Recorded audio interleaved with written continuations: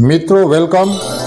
इस वीडियो में हम लोग जानेंगे कि इंटरव्यू लेने वाला एक रीगर से कौन से कौशल और गुणों की तलाश करता है, आप किन प्रश्नों की अपेक्षा कर सकते हैं और आपको उनका उत्तर कैसे देना चाहिए। यदि आप एक रीगर के रूप में नौकरी की तलाश कर रहे हैं तो आपको संभवतः नौकरी के लिए इंटरव्यू से गुजरना होगा। इस महत्वपूर्ण इंटरव्यू के लिए तैयारी करने का एक तरीका यह है कि किसी इंटरव्यू में जाने से पहले यह सीख लिया जाए कि कठोर इंटरव्यू प्रश्नों का उत्तर कैसे दिया जाए। मित्रों, कंपनी वाले ऐसे रीगर्स की तलाश करते हैं जो जिम्मेदार, विश्वसनीय हो और जिनके पास टूल्स और इक्विपमेंट का अच्छा कामकाजी ज्ञान हो। आपको शारीरिक शक्ति और सहन शक्ति के साथ साथ दबाव में काम करने की क्षमता की भी आवश्यकता होती है। एक इंटरव्यू आपके लिए यह दिखाने का मौका है मित्रों कि आपने इन कौशलों को अच्छा से डेवलप किया है। आपको तैयार होने में मदद करने के लिए इस वीडियो में हम लोग कठोर प्रश्न यानी कि हार्ड क्वेश्चन और उनके उत्तर की चर्चा करेंगे, जो आपको यह पता लगाने में मदद करेगी कि आप इंटरव्यू के दौरान क्या कहना चाहते हैं। तो चले मित्रों, वीडियो स्टार्ट करते हैं और देखते हैं उन हार्ड क्वेश्चंस के आंसर को जो इंटरव्यू में अधिकांश पूछे जाते हैं। तो लेते हैं पहला hard question. When is it appropriate to use a fall protection system, यानी कि गिरने से सुरक्षा प्रणाली या सेफ्टी बेल्ट का उपयोग करना कब उचित है। मित्रों, यह प्रश्न इंटरव्यूअर को ओसा नियमों के बारे में आपके ज्ञान और आपके उन्हें अपने काम पर कैसे लागू करते हैं यह निर्धारित करने में मदद कर सकते हैं।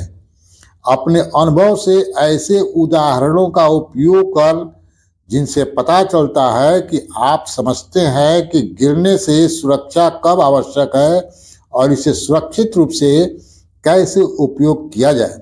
मित्रों, जब रिगिंग और गिरने से सुरक्षा प्रणालियों की बात आती है तो सुरक्षा हमेशा सर्वोच्च प्राथमिकता होती है। यह समझना महत्वपूर्ण है कि श्रमिकों को संभावित खतरों से सुरक्षित रखने के लिए गिरने से सुरक्षा प्रणाली का उपयोग कब किया जाना चाहिए। सामान्यतया जब भी कोई कर्मचारी 6 फीट या 1.8 मीटर या उससे अधिक की ऊंचाई पर काम कर रहा हो तो गिरने से सुरक्षा प्रणाली का उपयोग किया जाना चाहिए, यानी कि सेफ्टी बेल्ट का। इसमें सीढ़ियाँ चढ़ना, स्कैफोल्डिंग बनाना, एरियल लिफ्ट जैसी गतिविधियां शामिल है। इसके अलावा यदि वस्तुओं के गिरने का खतरा है तो गिरने से सुरक्षा प्रणाली भी नियोजित की जानी चाहिए। अंत में, जब भी असमान सतहों के कारण फिसलने या लड़खड़ाने का खतरा हो तो गिरने से सुरक्षा प्रणाली स्थापित की जानी चाहिए।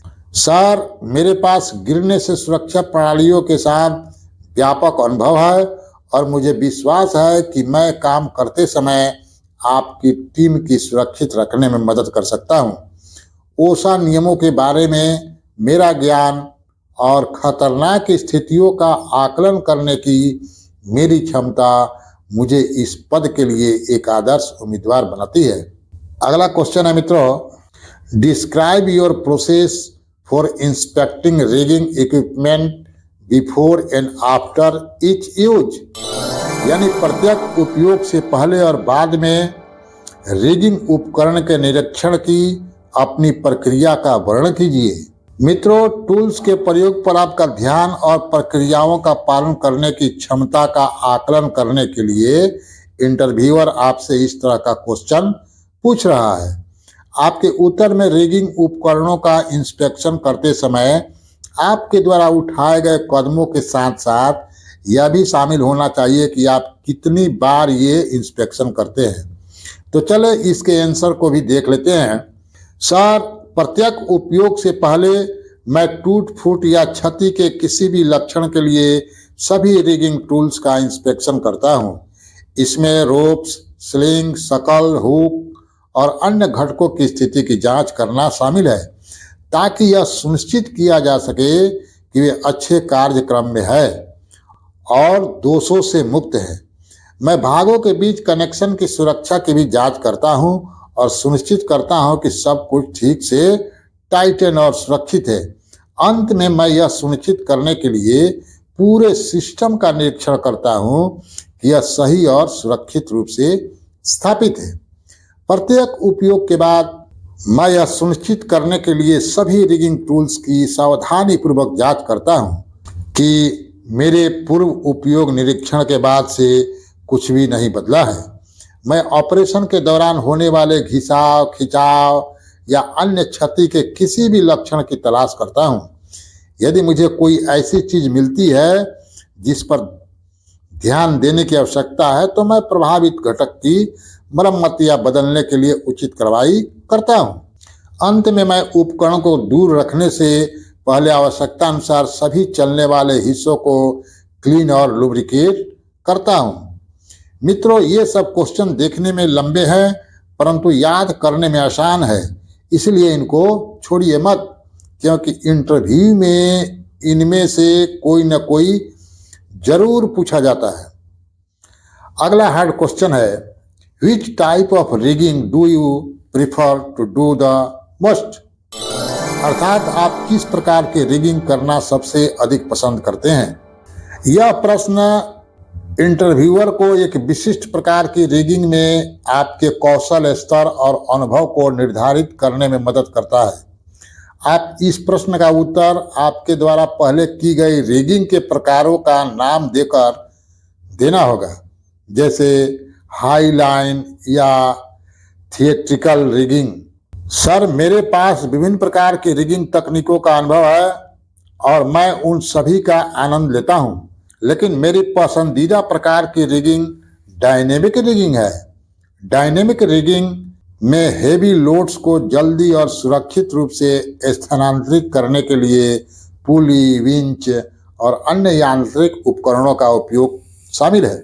इस प्रकार की रिगिंग के लिए प्रिसीजन और अटेंशन पर ध्यान देने की आवश्यकता होती है, जो मेरे पास दोनों गुण हैं। मुझे गतिशील रिगिंग भी पसंद है, क्योंकि यह मुझे प्रत्येक कार्य को करने के तरीके में रचनात्मक होने की अनुमति देता है।